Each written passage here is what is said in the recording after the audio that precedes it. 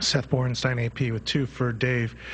First, given that this was that there is no other scheduled, not just Hubble servicing mission, but servicing mission of any satellite, even on the drawing board, or even satellites to be serviced on the drawing board.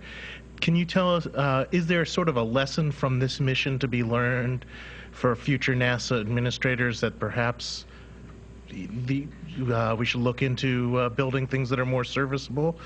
And does it also engage the public more, or is it just time to forget about servicing and do more disposable? Well, as I said, I'm not going to be around all that much longer. I've had a very long career at NASA, so I think I can speak fairly bluntly.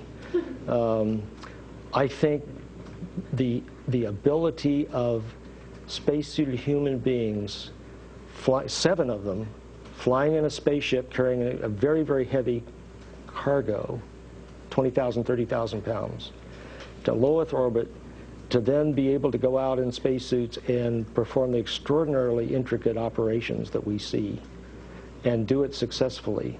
I think that is one of the most remarkable achievements that NASA has ever done. And I won't get into arguments with people about their own favorite parts of what NASA has done, but I think that is just one of the most valuable things NASA has learned how to do. And it just makes me want to cry to think that this is the end of it. There is no person out there, there is no leadership out there, there's no vision out there to pick up the baton that we're about to hand off and carry it forward. And I think that's just a shame, to abandon one of the most impressive, refined, sophisticated capabilities that this agency as a whole, human side and robotic side, has achieved. And I know there are people out there who want to resurface Hubble and all that. That's a very controversial topic, and I'm not talking about that in particular.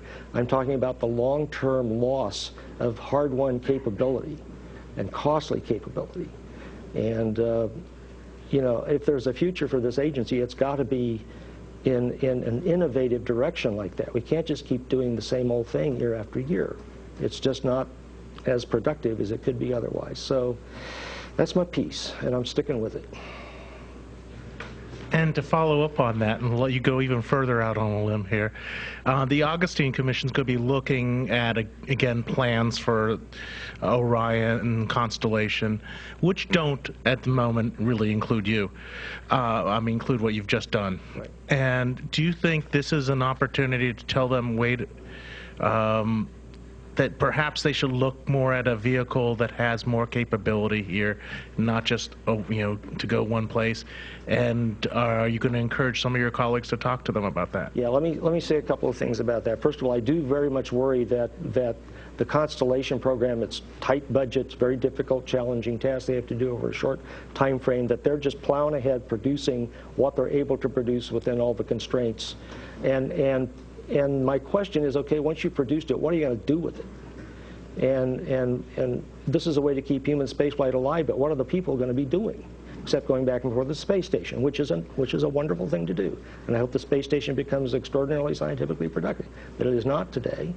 And I just don't see that if that organization within NASA that's producing Constellation doesn't begin talking to their potential customer base, they're going to end up with something that no one is interested in using.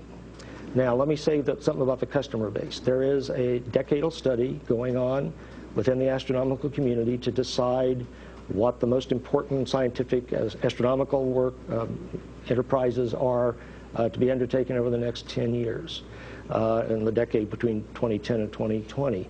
There are people who are putting this topic before that study. And so it'll be very important to see how that group of scientists comes down on this topic.